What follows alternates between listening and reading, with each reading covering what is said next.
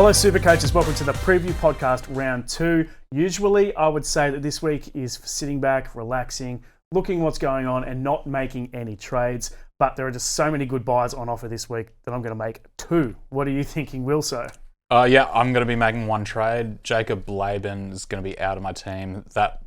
He just didn't play the minutes or really have the impact that I wanted, so I'm just going to move him on to Noah Martin. I think there's going to be a few trades that I want to make next week, and Noah Martin would be one of them, but I think I'm just going to move early on it because I think he looked really good and I don't think you can go wrong. Yeah, I'll be going early on Noah Martin as well. Jet, I'm assuming you're trading. Yeah, I'll be sitting back and relaxing because the footy's on, mate. But 1 trade for me, just the one mistake I got wrong last week. I'm getting rid of Blake Steep, even though he's my pod last week. Just like Jacob Laban, didn't get the minutes I thought, and I'm moving to Noah Martin, as I assume everyone in Supercoach land will be as well. Yeah, I think Noah Martin, if you're going to go early on anyone, and just if you are new to Supercoach, I'll point out the prices don't change until after a player's second game. That means you can get Noah Martin or whatever cheapie it is for the same price next week as this week. So the safe option is to wait, but there's so many good options you're going to want to bring in next week. You've got 2 trades this week, 2 trades next week. If you boost, you've got a possible of 6 trades all up. Even that might not be enough if you've really stuffed up your team to get all the good cheapies in. So Noah Martin's in for me. For Laban, I agree, just not getting those minutes. Job share with Halasima. Plus, they've got Murata Niokore back this week on the extended bench, so that could cut into his game time as well. And then I ended up going with Steep too. No idea what's going on with the rotations there in the Roosters pack. It all got stuffed around by Spencer Leniu. I don't even know if Trent Robinson knows what's going to happen this week. He's changed it up again. So Steep is gone, and Helam Luki, who not only got the try, but based in the mid-60s, which, that's pretty much keeper areas in that position.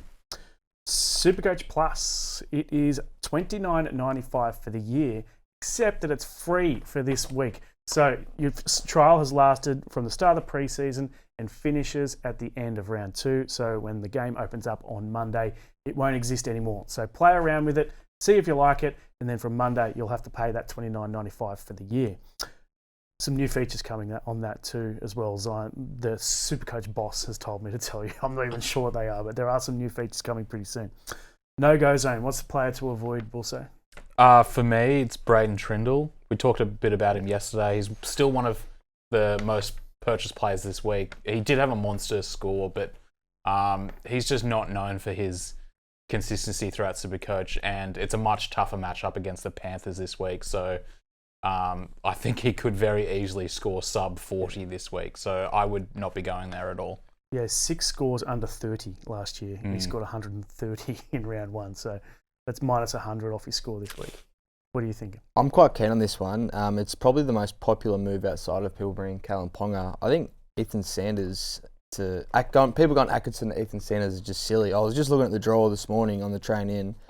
They play the Warriors this week at New Zealand, one of the toughest games to play, and then they go Canberra, Sharks, Newcastle, 3 great defensive teams. People moving on Daniel Atkinson, who after this week, I think the Dragons have the best run in the whole competition. So they play Melbourne this week. It's at Wynn Stadium, which is a bit of a nice thing for them. And they go Parramatta, Titans, Cowboys, Manly, South Sydney. Yeah, nice. One of the best runs in the whole competition. I think he's going to average more than Sanders. And even though he got 36 in his first game, it was at Vegas on a tighter field against the Bulldogs, who are probably the best defensive team in the competition. All of his points were in tackles pretty much. It was 28 tackles. Yeah. He's a ball runner. I think he's going to outscore Ethan Sanders quite convincingly. Even though Sanders did look good and he kicks goals, I think he'll outscore him, and a lot of people moving off will be regretting it. Yeah, I tend to agree. I'll be certainly waiting until next week to see what Sanders can produce this week, plus see what Atkinson can do as well. Definitely one that you can do next week. Of course, you can boost next week, and you've got 3 trades, so keep that in mind. And a lot of people will be boosting. I would say no matter what you do this week, you're probably going to have to boost next week. Mine is, I've got a few. Ryan Couchman, I don't think he may end up being a must-have cheapie next week, but we just don't know. Played big minutes over in Vegas, but they had all these injuries, so much was going on. Plus, it was Golden Point game. I don't quite understand why he is the 9th most popular. He was the 7th most popular trade. Now he's the 9th most popular trade. So people are going off it a bit, but he could easily come out and play 20 minutes this week. Like that's just the way it is. with that Dragons pack, and that's what I thought he was going to play in round one, but other things happened. There were concussions, there were injuries in the back line. I don't think he's definitely not going to play those minutes all the time. Yeah, I mean, from what we saw, he is a PPM machine like his brother. Yeah. He just won't consistently have the same sort of minutes. Like I think he played like 56 minutes or something, but that was with injuries and 10 minutes of extra time. Yeah. So when he does get big minutes, he will be a machine, and he could very well become a must-have cheapie next week. But I think you definitely got to wait a week. Yeah, definitely taking a look, and it's up against a really tough defensive side in the Storm down there in Wollongong. Welcome to Coach's Edge, brought to you by Tab Wear On. So we got up last week. We had the Sharkies 13 plus. It was a very conservative bet. The Sharkies 13 plus, and they ended up winning by 40. Then we had Jesse Ramian to score a try, and he ended up scoring 2 tries. We had that at $4. Decent win to start the year, but I'm going a little bit more wild, a little bit less conservative for this week. So Dolphins v the Titans is the game to target. I think in SuperCoach, a lot of people are going Herbie Farnworth as captain, for example. There's going to be so many points in this game because they conceded 90 points between them in round one. These guys cannot defend. They literally cannot defend. And check this stat. In their last 6 games between them, they've got 75.3 points between them in their last 6 games. So there's going to be points. The weather's good up there in Queensland. So the first leg is over 55.5 total points in the game, which I think is conservative. Then I've banged some try scorers in there. Now, Ramian got 2 tries. He's the right centre for the Sharkies. So I've gone the right centre for the Dolphins, Jake Averillo.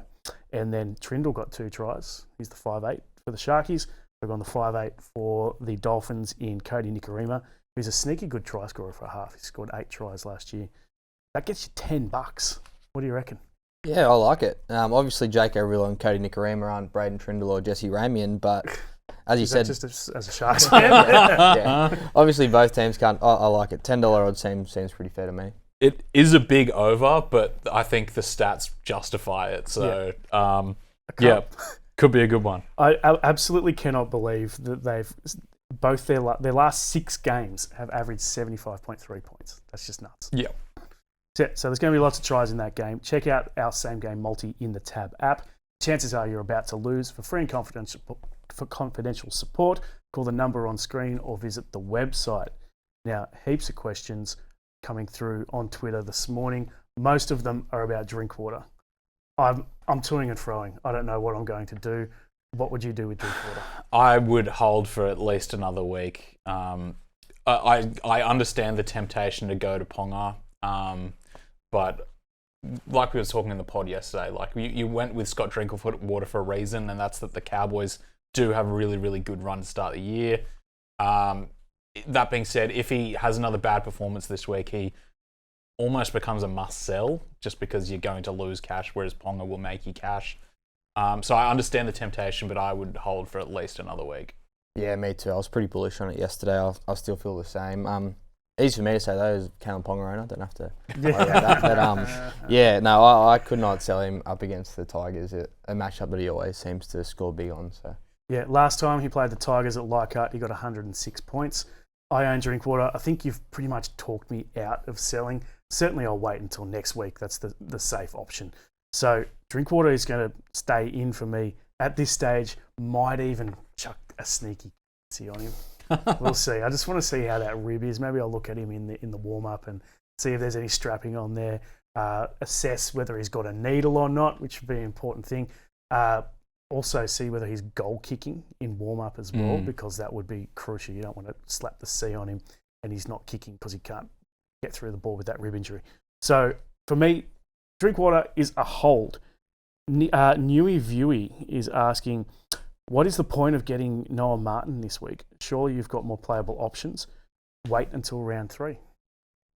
Yeah, I mean, you can definitely wait, and it's probably the safer approach, just in case he gets injured. But for me, it's that he is a playable actual option in your team this week if you need it. But it's more that I've got lots of moves I want to make next week. I'm probably going to be boosting next week. And I think it's one that I just want to get out of the way this week so that I can make more trades next week. Yep, I couldn't have said it better. Yeah, I agree with Will. So that's exactly why I'm trading in this week, not next week. Also, we've got a question. Oh, we'll go to Top Gun segment. So, who is going to score the most points this round?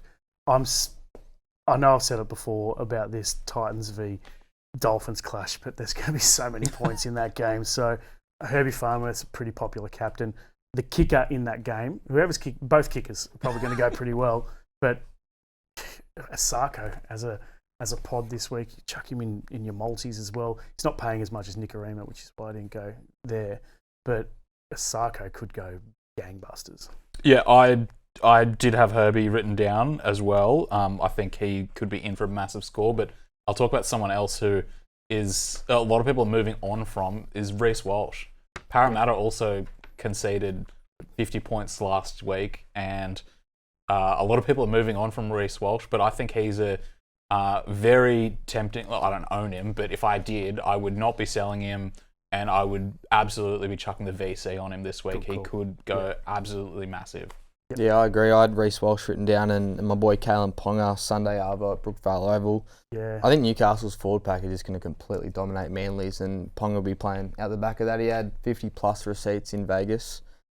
Because I think it'd be hard not to own him. I mentioned this in buy, hold, sell, but the thing with Ponga is he's doing all his normal fullback stuff, but then he comes in and plays like a half as well, particularly on the second last tackle and certainly the last tackle where he's the primary kicker. Because, Dylan Brown's a 5'8" and doesn't kick a great deal. I'm interested to see if that does change a little bit now that Sandon Smith's there instead of Fletcher Sharp. But in any case, I think he's basically a halfback and fullback combined this year. Yeah, hopefully Sandon Smith doesn't kick goals. You wouldn't think he did because when he came on in Vegas, he didn't kick. Yeah, well, I just meant general field kicking. Yeah, I know. But that could be a factor too, I guess. Yeah, but I think they'll touch him up on Sunday. Ponga will be the beneficiary of it. Yep. Cheapy Bible. I'm going to run through a few names. I've got these guys as must-haves. Noah Martin, we've spoken about.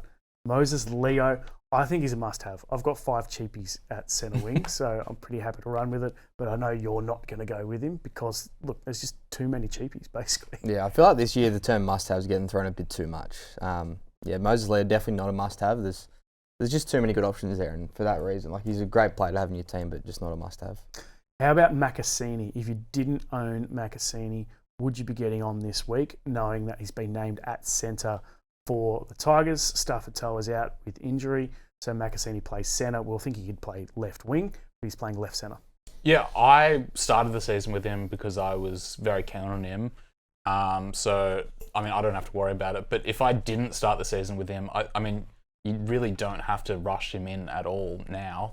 You've avoided the risk of not starting with him, but now you can just wait and see. I think based on how well he played in the preseason, I think he will become a must-have, but I think you may as well wait for a couple of weeks now.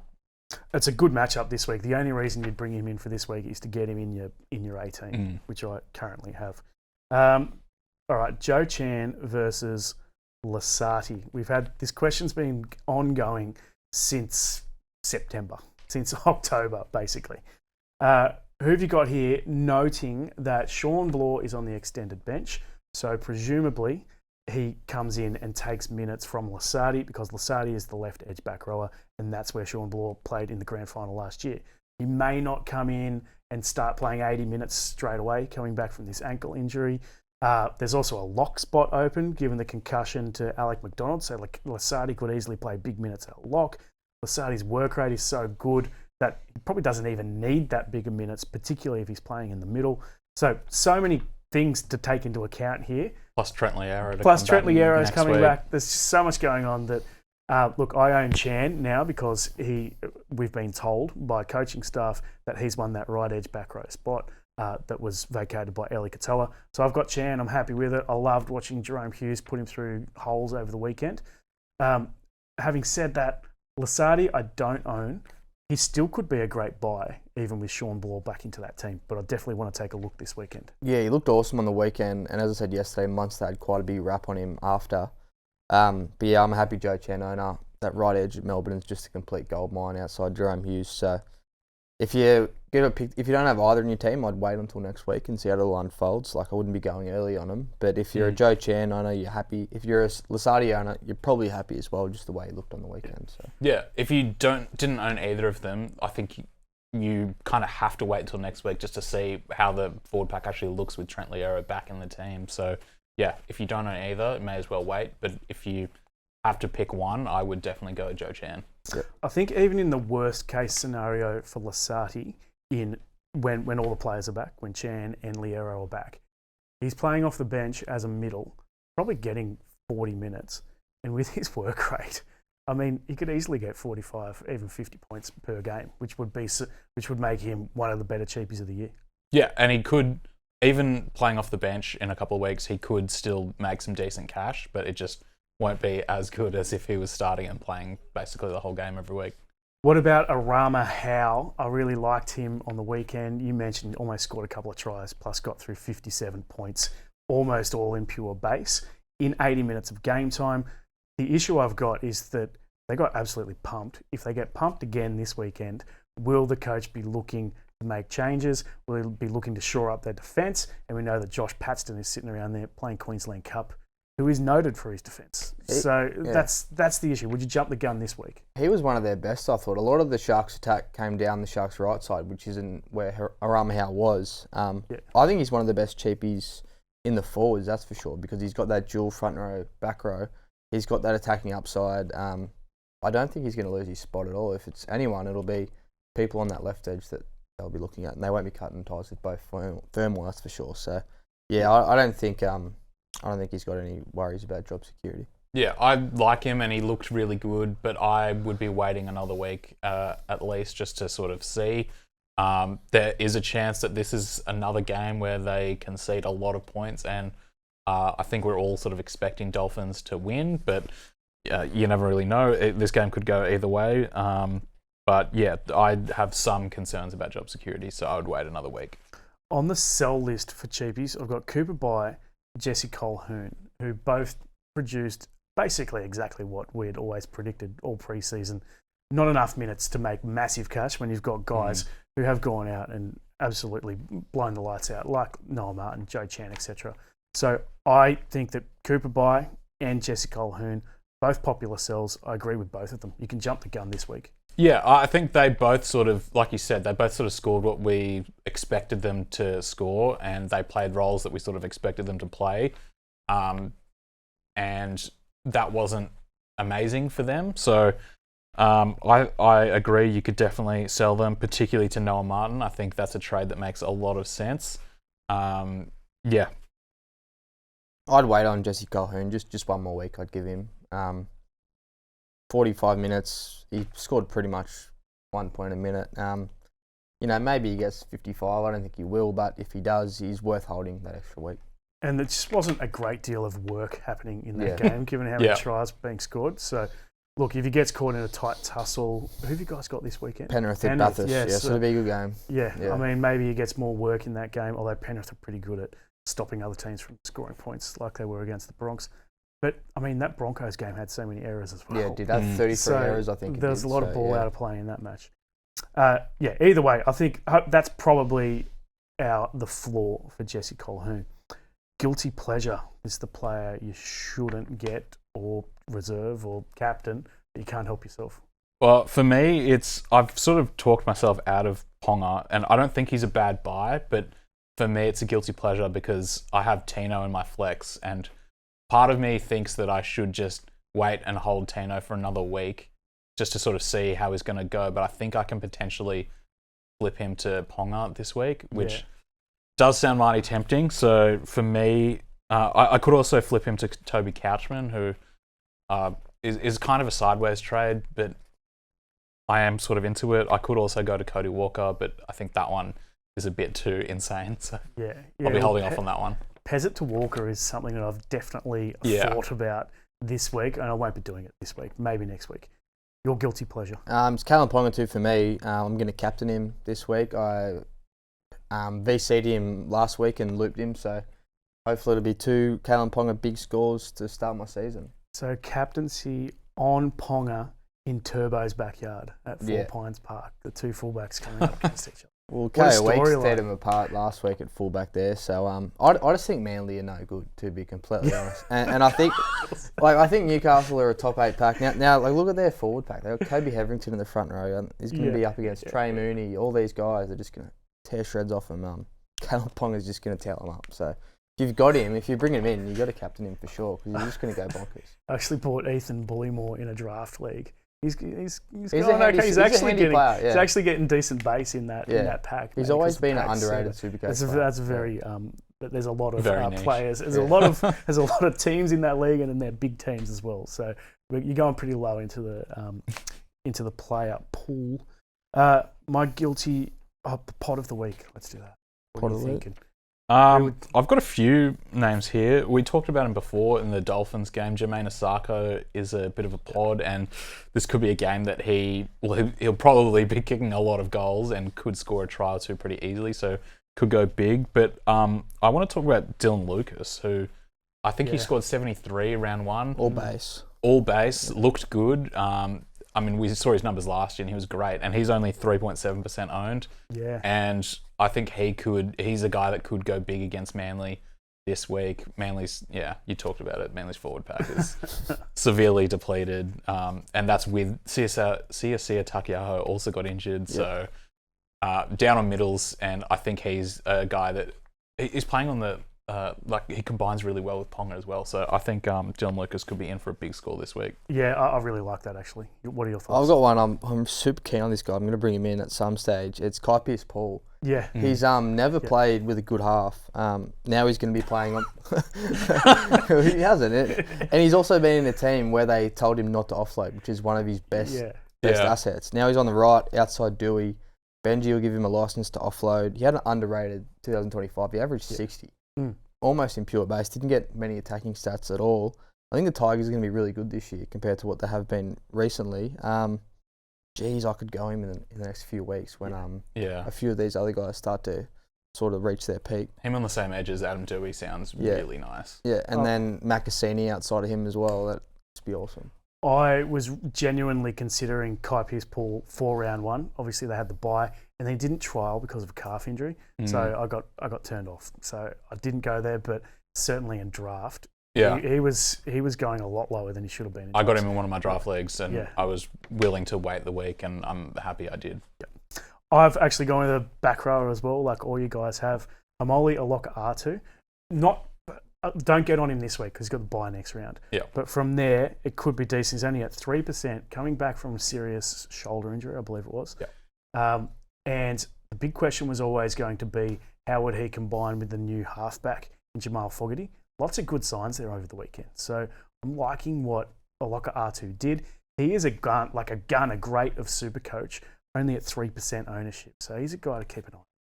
Yeah, I don't think he has the base that sort of someone like Dylan Lucas has, but he certainly has the upside, and he looked good last week.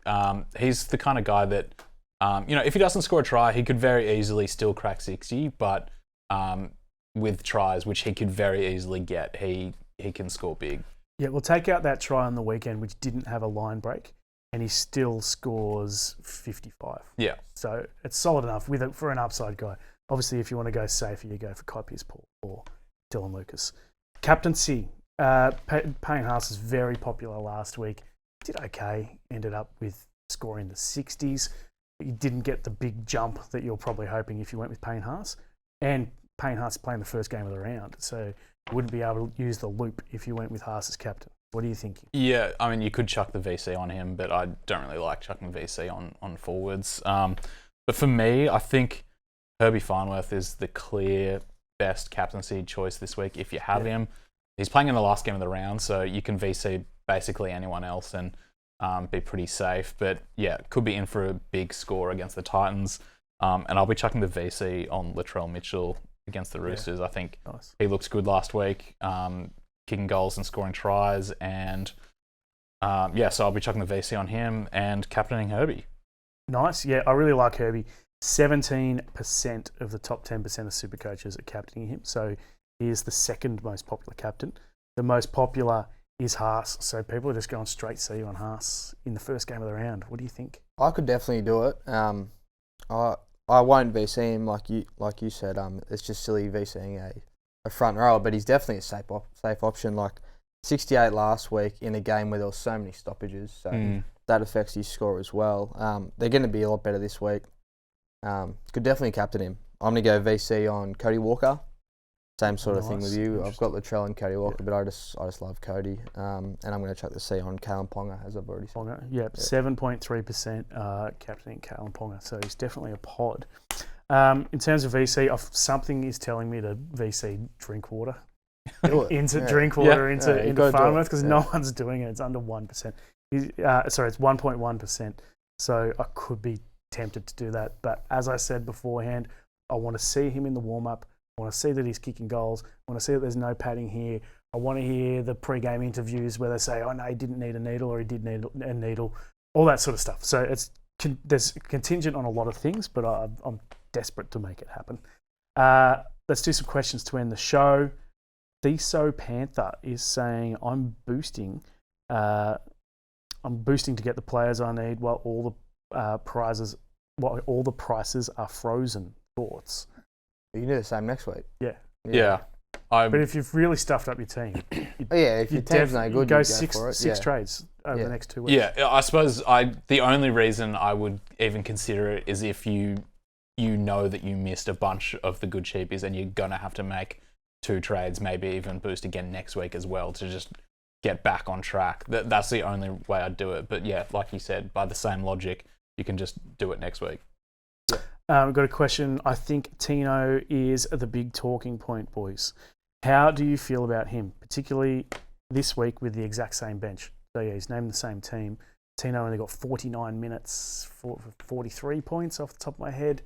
It's not enough to be a Supercoach gun. Yeah, part of me thinks that just because they were down so bad that maybe Hannay was like, I won't put him back out there for too much longer than he needs to be. So maybe he came off early just because they were down so bad. But I have him in my flex and I definitely have concerns. Like I said before, part of me is tempted to just move him on for Ponga this week, but I think I should probably just wait another week and see what he's going to deliver. Hopefully he gets more minutes. This could be a game where, even though we're expecting them to concede a lot, they could still be in it because the Dolphins' defense also conceded a lot. So, yeah, I have a lot of concerns, but I think I'm going to wait another week. Yeah, if I had Tino, I'd be holding for sure. Yeah, me too. I'd be holding him. As Will so said, they were getting absolutely towed up last week. So maybe Hannay just thought, there's no point, wasting my Ferrari in a game like this. So, yeah. Who knows? This could score a try in that game, given that those teams concede 75.3 points in their last 6 matches. Big thanks to Willside. Big thanks to Jett. We'll catch you next week.